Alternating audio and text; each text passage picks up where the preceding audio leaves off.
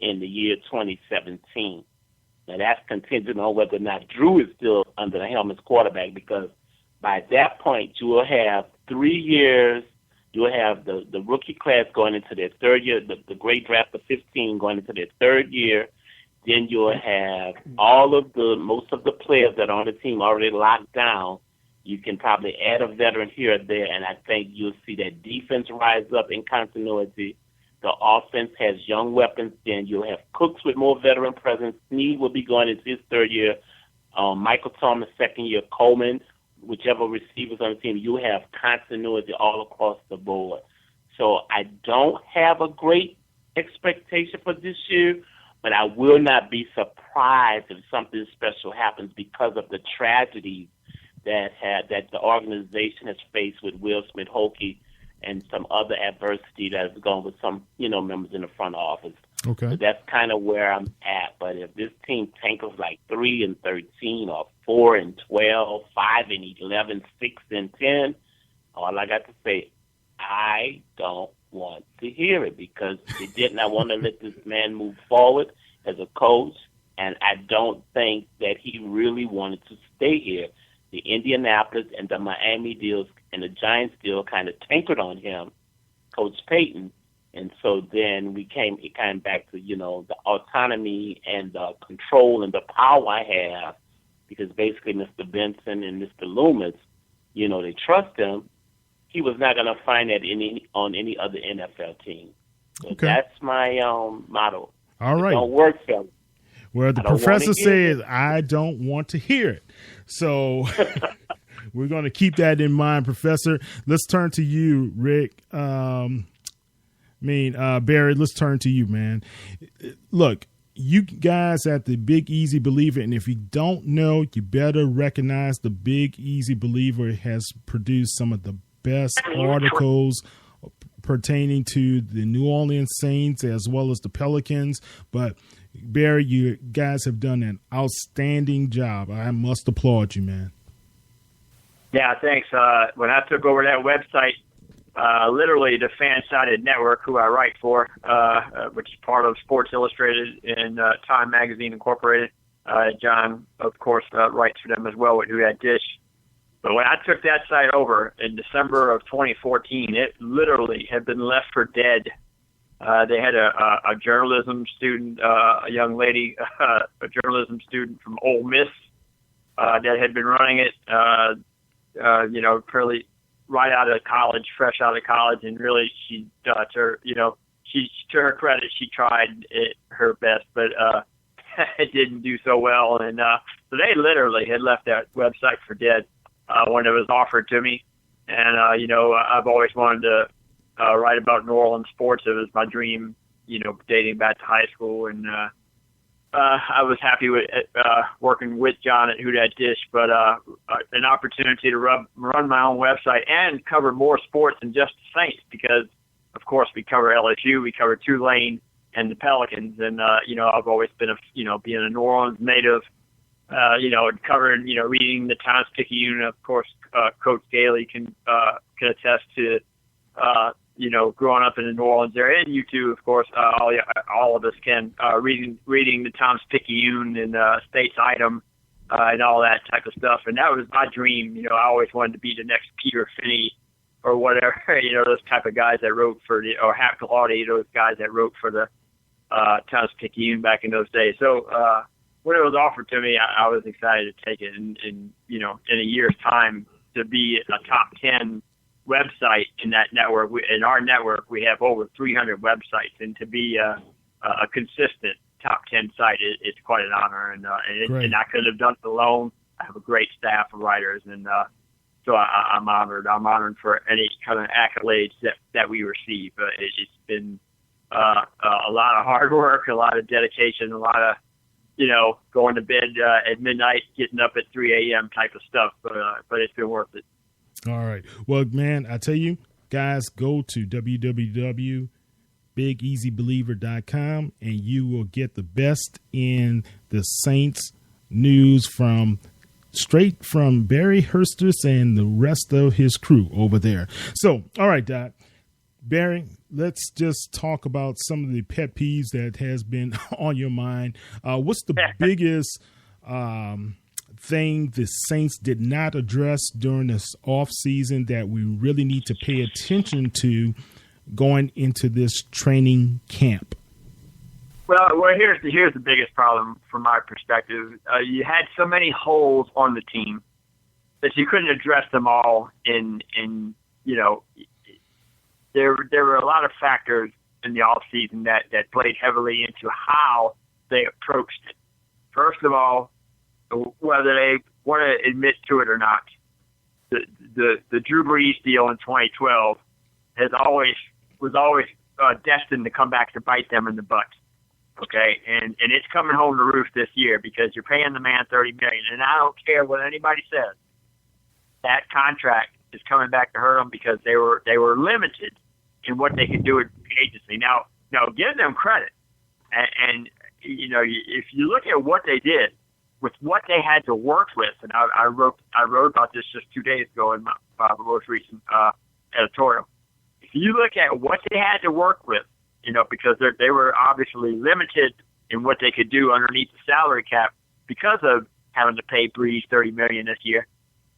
To get a Laurinaitis, to get a Nick Fairley, to get Craig Robertson, man, talk about a steal of free agency. This Craig Robertson guy, watch him. He's gonna wind up being their starting weak side linebacker. Was languishing with the Browns in Cleveland, and is a great pickup. And Kobe Fleener, the tight end, is going to be a dynamic tight end, I think, in that offense. So the moves they made in free agency were very, very underrated. Now, will they pay off in victories? We'll find out. But I like actually what they did. The draft, again, you needed an edge pass rusher, but you also needed to address the interior of the defensive line. So I'm totally on board with taking Rankins at 12. And, now in hindsight, when we see all these edge rushers that went ahead of them and after them, they're all getting suspended already, or they've got injury issues or whatever. So in hindsight, it was a great move that they took Rankins right now. Because, I know if you recall, I was hot on the edge rusher from Clemson that went to Buffalo, and he's already hurt. So, right. So, yeah. So I'm look in hindsight, the Rankins pick is great pick right now. It's looking really good. So, but it's early. We haven't even had the first practice at camp, so let's temper our expectations. But so far, I like that move. The Michael Thomas pick, the number 2 guy pick from Ohio State, is a home run pick in my estimation. This kid, a lot of Saints fans were a little iffy on the pick. There were a lot of other receivers like Laquan Treadwell, of course, from Ole Miss that people would have preferred to have seen. But by all accounts, this Michael Thomas kid, we've seen him in OTAs and minicamp, and we're about to see him starting tomorrow. That guy is going to be a superstar. I have no doubts whatsoever that kid's going to be a superstar in the NFL. So you've effectively replaced the Marcus Colston role in the offense with him.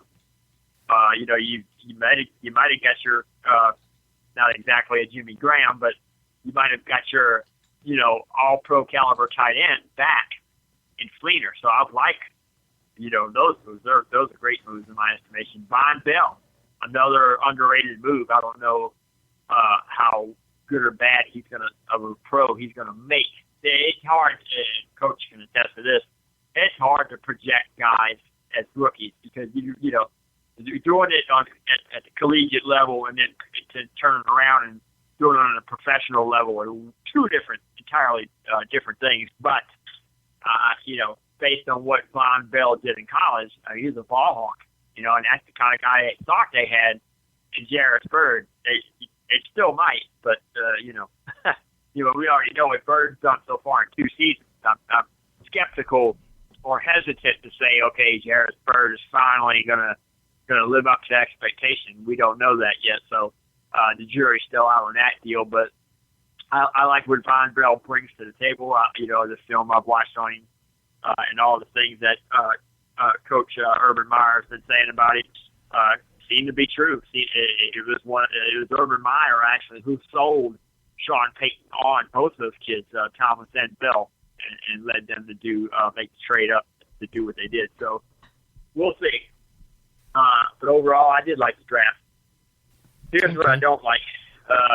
You haven't really, even though I like some of these picks and I like some of the free agent signings, you haven't improved this team enough, in my estimation, and I totally agree with the professor on this, is that, you just haven't done enough to your goal in the offseason is to upgrade yourself. If you're not a world champion, then you're constantly trying to upgrade your football team. And I just don't know how much they've upgraded. I mean, I like the moves. Don't get me wrong, but I just don't know if you were a 7-9 team last year, and I heard Coach talking about it when I joined y'all late. About mediocrity. And he's right. If your status quo is to stay mediocre, then they've probably done it. But have they gotten better? Have they improved the team? Are they a playoff contender again? Can they even contend for a conference championship or Super Bowl, which is, of course, the ultimate goal? Have they gotten that good? I don't know. I'm not gonna say they aren't, but I'm certainly not gonna sit here and tell you that they've improved enough that they're gonna contend for a Super Bowl. I don't see that. They were 7-9. There were some close games that they lost that you could say, okay, with a break here or there, they might have been a wild card team. That's not far fetched because they're the Tennessee game. There's a few more. The Tampa game at home where Breeze got hurt. Those were winnable games that they should have won. That you would say, okay, they could have, would have, should have, as Coach Morrow used to say, they could have, would have, should have been 9-7 or 10-6. So that's fair, but close only counts in horseshoes, as we all know. So the bottom line is, it still was a 7-9 team, and when you watched them get their butts whipped, I mean, handed to them against the Redskins, against the Texans, against the Eagles. I mean, I can go down the line of games where they got their butts whipped and handed to them. Even Detroit, to an extent, kind of whipped their butt. So, they were, as they always say, your record is what. You are what what your record says you are. No question, they were a 7-9 football team. They might have been a little worse than 7-9 and got hot at the end and won a few games and made it look better than what they actually were. Because you had a 7-9 team that technically was about a 5-11 squad. So, and look, let's not sugarcoat it. That's what they were.